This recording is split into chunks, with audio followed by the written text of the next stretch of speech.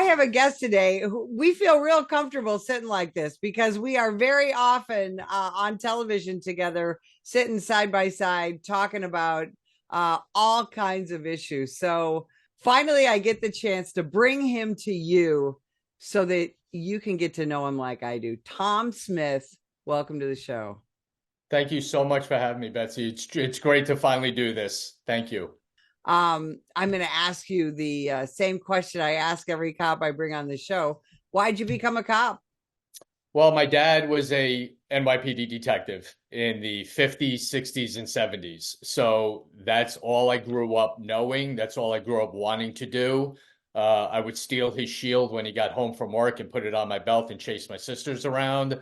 All that stuff, and literally grew up around it. We talked about, crime stuff all the time. I would go to the precinct with him. I'd go up to the detective squad with him as a kid. And I just loved every part of it. There wasn't a part of that police world that I ever didn't look at favorably. I just was so intrigued by it. And then all the TV shows I used to watch, added to that with, Starsky and Hutch and the Rookies and SWAT, and all that in the 70s. And then Hill Street Blues just added to that fever of wanting to do that as a career. And luckily I got to do it. And that was a big recruiting tool, wasn't it, back then? Oh yeah, most like definitely. Anyway, and it worked on me. Because it's all, it showed the excitement of it, the camaraderie of it. Listen, there was no, it's a 70s show, but you watch the bond between Starsky and Hutch. And the funny thing about it, and knowing it as well as I do, that was legitimate. They weren't actors, they were really good friends. And that translated into, the show. Yeah, I it's funny when people ask why did you become a cop to me, I always kind of flippantly say it's because I watched too much TV, as a kid of the 70s. And it's really true, and that's one of the many things that has changed now when we look at how cops are portrayed in television in the movies. Very often it's very dark. There's lots of reflection of the current time, so you see an indication of, oh, this cop must be corrupt, and this and that. It's often frustrating, isn't it? Yeah, the fun part of it, and that's what TV was back then. It was fun. You worked your day around what show you wanted to watch back then because it was fun. And now, you know, especially us at the place we are in our lives, we're retiring and doing our career. You watch these shows now and you just shake your head like, oh, they're making this cop out to look like this, or Yeah. the system is this. And I don't watch too many anymore. I think the last it wasn't even a cop show, but the last kind of show I watched like that was 24, and that was it, but now you can't because it's just slanted, it's portrayed in a certain way, and it's hard to watch today. So you're one of the things that you're doing now in retirement is you're fighting back against that false narrative. And one of the things you're doing is you have this terrific podcast. Talk about your podcast. Well, it's called Gold Shields, and I do it with my former partner and sergeant, Dan Murphy. And what we do, we came up with the idea about a year and a half ago, and the main focus of it is bringing attention to incredible work that men and women in law enforcement and the military and supporters of law enforcement are doing every day that no one gets to hear about. But the little difference in our show and a lot of quote unquote true crime shows is Dan and I don't talk about other people's cases. We get the people who actually did the cases, the investigations, or the military operations on our show, and they tell their own story, which I think is the best part of our show. Because Dan and I, we made a deal that even we know why people are on the show. Obviously, we're booking them for a specific reason, but we don't get the entire story when we book them. We actually want to get surprised a little when we do the interviews of some of the information about how cases developed or the outcome of some, or especially the military missions. So if you watch us enough, you can see our reactions are all legitimate reactions when we hear certain aspects of our guest stories. And it's just been a blast. And it caught on really quick. And it was a little weird at first because, like, Bets, when you're in law enforcement, you try not to let anyone know who you are. And then the first couple of times that we were out or we were at an event and people recognized us was a little odd, asking to take pictures with us and stuff. Took a little getting used to. But it's just fun. And we try to bring something fun and different, to people who love podcasts. And we have a great time doing it. Well, and I think one of the things that I know that you do with the podcast, with the ones I've listened to, is you really humanize the people that you bring on in a way that is, it's not overly emotional and this and that, but it is very realistic. I feel like you guys have been very deliberate about that. Yeah, that wasn't actually a thought when we started the show. But then as we did very early on, we always heard from our guests the emotional, mental part of what they went through. And it just was one after another after another. And then Dan and I, we talk 3, 4 times a day. But one of the times we spoke, we said, listen, we need to focus on this a little more than we have been, because it is an issue and it's something people still don't talk about. And I wish they would more and more. And we can get into that later. And we started to really bring that out because it's important to realize, and whether you like law enforcement or not, these are human beings, and human beings go through every emotion possible, especially when dealing with the most traumatic events you can think of. And everyone handles it differently, and everyone's outcomes are different. And we started to see that too. So that's definitely something we focus on, especially when we hear these really like amazing stories of military missions or shootouts, that officers are involved in, and even officers we've had on that have been shot and how they've been through it, and or just going to a crime scene. One, for instance, real quick, Anthony Espada we had on, and Anthony was the cop who showed up in Cleveland to the 3 young women who were kidnapped for 10 years. Yeah. And you know what? That was a long time ago. And Anthony still had a tough time talking about it, when we did that interview. And we knew that, so we took our time with it. But that just showed, even just showing up to a scene, not getting shot, not getting in a shooting, not dealing with a suicidal person on a roof, and nothing like that. But showing up to a scene of of 3 kidnapped women and how much of an impact that took on him. And I think that's when we really realized, all right, we really need to hook up with organizations that deal with it and speak about it more often. Yeah, that is such a great point. And that's the thing. You and I spend now a lot of time in the media talking about law enforcement and law enforcement officers in various situations. And so much of it is negative. I mean, since, we can go back to 2014, then we can go back to, mid 2020. And cops are really under attack, not just physically, but politically, emotionally. It's a crazy time, isn't it? It is, and it's sad. We're in a position now that we watch these videos, either body cams or just the third or fourth person, recording cops getting in fights. And it drives me nuts because cops are allowed to defend themselves. They're allowed to fight off an attack with whatever's coming at you. And you see these videos of these cops scared to get into altercations. So instead of getting in a quote unquote fight and defending yourselves, it seems like they're just holding on, to these bad guys, hoping they don't get hit and hoping just more cops show up. When both of us vets were in police academies and on the street, we were told, and not acting like a tough guy, and I don't mean it this way, but we were told and trained, you're not allowed to lose a fight. You can't lose a fight because now your gun, if you lose a fight, your gun is vulnerable.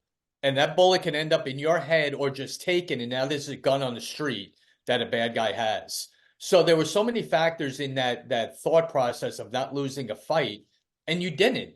We tried not to anyway back then, and you didn't have this specter of these DAs over your shoulder of, my God, if I defend myself and I actually knock this guy to the ground, who's going to get locked up first, me or him? And I feel bad for these, and I take my situation, like the story I just told you, always wanted to be a police officer, always wanted to go into the NYPD. And that's probably a lot of officers that are on the street today, 22, 23, 24 years old. And I feel horrible for them because they had a dream. It got fulfilled when they got into the police department. And now, can I be a cop? Can I do what I always wanted to do? And that's why cops are getting hurt, because they're being hesitant. Do you think we're going to see a time where departments like the NYPD, Chicago PD, LAPD, they're they're just never going to meet their staffing requirements? Oh, I think they have a huge problem with that. Because listen, is every department like this? No, there are many departments in this country that are cop friendly and backing their officers. And those are the departments reaching out to these young cops in the NYPD going, "Hey, you're not happy there. We'll double your salary. We'll get you in and out of the academy quick and get you on the street and we'll have you back." And if you're single, 22 years old, and you're dealing with the crap you're dealing with in New York City, and so there's a department in Florida that lets you take their car home, you're in 70-degree weather every day. That's hard to pass up, but the overall factor of having the department and the government of that state having your back, and it makes your job easier, because hesitation hurts. Hesitation kills, and that's why these cops are getting hurt and killed. Well, and when you and I were young cops, we worried about things like, maybe getting yelled at, or am I gonna violate a policy and get some time off? Maybe I'll get involved in a lawsuit. Now their number one concern is, am I going to get indicted? The very people that are supposed to partner with them, the district attorneys and state's attorneys, are now the people looking at, oh, can I find something this cop did wrong so I can indict him? How much does that impact um, not just proactive police work, but also the mental health of those officers? Oh my God. You think of, like you just said, we had a certain mindset when we started, and it was do your job. It wasn't, oh my God, like you just said, am I going to get locked up? These cops, I don't know how they do it. I honestly don't. I've been asked sometimes, would you go back on the street? I said, I would not last a tour.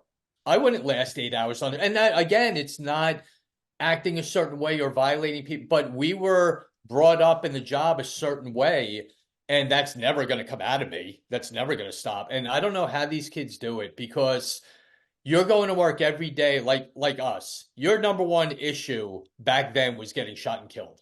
Mm-hmm. That was your number one thought. Don't get killed. That's it. Just don't get killed tonight. Go home.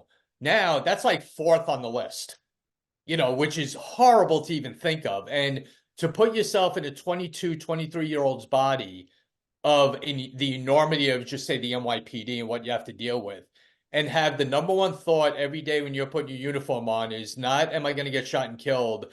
Is there going to be a situation that's going to pop up either with me or another officer that I'm backing up or whatever, and I'm going to be in jail in a week? I mean, that is heartbreaking to think of. Yeah, it is. It's unthinkable for especially people of our generation. So NYPD has got all the garbage that those officers have been dealing with, even prior to the death of George Floyd. Then we had the death of George Floyd, and you had the riots and the attacks and the disrespect, and then you became a sanctuary city.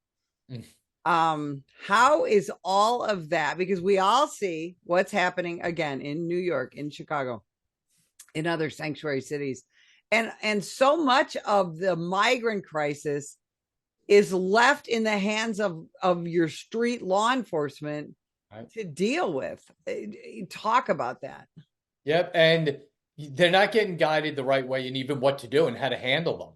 And you're getting in situations where these people are resisting. And here's the thing, whether you're an immigrant, and I've said this so many times, I might have said it on the same show with you on Newsmax, Bets, that it doesn't matter if you're an illegal immigrant or you're a career criminal. They all listen to the news. They all know the policies. They all know that no matter what they do, yeah, they may get locked up, but they're going to be out in 2 hours.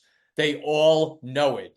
So now you're even adding that pressure to the cops in the NYPD, and you're emboldening and empowering these immigrants and just career criminals to do whatever the hell they want. But the border crisis is resonating. There's no more border states anymore. That line and that statement is completely blown away. It used to just be, well, Texas and Arizona and maybe New Mexico, they're dealing with this, and San Diego, but it's never going to get to up north or the Northeast. Well, guess what? Here it is. And it's because of these policies that crime's up. Children are getting trafficked all over this country. We just did a show on that, which is out now with Craig Sawyer. Oh my God, you want to talk heartbreaking? Chilling show we just did with him. Amazing. But it's all coming from the same place. And then on my side, I look at it on even a different level. I after 9/11, I spent 17 years in the Joint Terrorism Task Force. And the number of people on the terror watch list that are walking into this country is mind-blowing. We always had a stat in JTTF. If 100 got stopped at the border, 200 got in. You always double it. So you look at the numbers of guys on the terror watch list that are being grabbed. Now double that into where they are right now in this country. And the scary part of terrorism and terrorists are they have no timeline. They don't have a sense of time. Once they get in and understand something, getting into this country is their biggest obstacle. Not the plan, not the attack, getting in the country. So once they get here, they're free. They can hang out, get a job, do what they want, and wait for that bell to ring. And then it's going to be a really dangerous situation. Do you think Americans are mentally prepared for another 9/11/01, another Black Swan event? Absolutely not. And here's why. Look at what's going on in this country right now of an event that happened on the other side of the world in Israel. Look at the division that's going on right now with protests and burning American flags. Here's a sad reality. If 9/11 were to happen again tomorrow, you'd see exactly what's going on today on the streets of this country. You would have protests of it's our fault. Look what you did. Debt to America, just what's saying right now. And it's because of who's here. And that is so sad. But it would happen. You'd have exactly what's going on now on college campuses and in the streets of the city again if 9/11 happened again tomorrow. Do you think that we are mentally capable of the mass deportations that are going to happen if there's a change in administration? I think it can be done, but listen, not obviously getting in the heads of the people who are going to set the policies up, but is there a way to do it? Absolutely. Again, game planning it with me and you talking on your show. The very first thing I would do, all right, put myself in in that situation for a minute, is you completely shut the border down. I don't care if you're on fire, you're not getting in for either 100 days or however you want to absolutely stop everyone from coming in and then implement the plans that you need to in the country to gather up the illegals. We did it. We did it the first time Trump was in office. ICE went out there, had their warrants, and went and deported people in this, who were here illegally. And that's how you need to do it. You have to stop the flow, go get who's here, and then figure out the best way to have a port of entry or whatever may happen at the border. So I have to ask you because we only have a few minutes left. You, in addition to all that you do now, you're also an entrepreneur. So Yes. Spend a minute talking about a very cool product that you're moving around. Talk about. Actually have it right here. It's That's called awesome. It's called Impact. And what Impact is, Danny and I developed it because we saw that no one uses pepper spray. 30 years in the NYPD, I never even thought of using my pepper spray because of the effects that it had on cops, not the bad guy. So what our product does is it's a nitrogen propelled bottle and it is a targeted stream of an extreme eye irritant. So your eyes burn like crazy. And this small little bottle, an MK3, can spray you right between the eyes, between 12 and 15 feet away. Now, once it takes effect, there is no cross contamination. You can run right up on them, grab them, and none of the spray is getting on the cop. Not one bit of it. Then you get him cuffed, and all you need is a half a bottle of water to a bottle of water and pour it over his eyes, wipe it away, and the solution is gone. He's back to normal. You see fine. There's no impact on your respiratory system.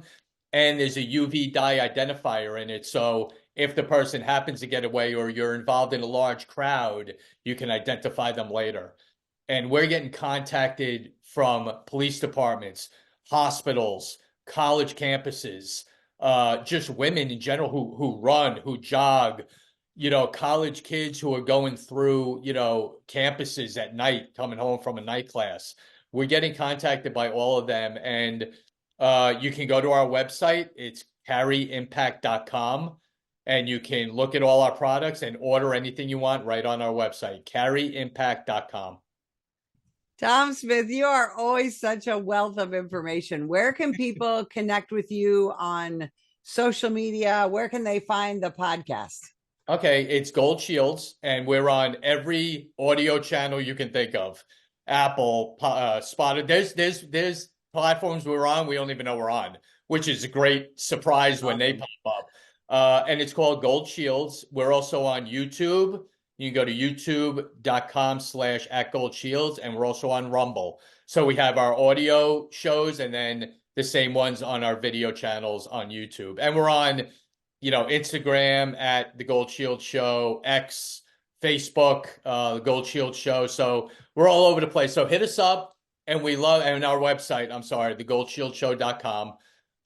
And hit us up, give us suggestions, tell us how you like the show, subscribe, all that good stuff. Awesome. Oh, I cannot thank you for spending time with us today. And if you'd like more information about the National Police Association, visit us at nationalpolice.org. Are you passionate about supporting law enforcement? The National Police Association is on a mission to strengthen our communities, protect our families, and ensure justice prevails. But they need your help. Every dollar you donate makes a difference. It funds the legal defense of police officers and police agencies, supports advocacy for pro-law enforcement legislation, and funds community outreach programs and education. Imagine safer streets, stronger bonds between officers and neighborhoods, and a brighter future for all. Join us. Visit our website at nationalpolice.org to donate today.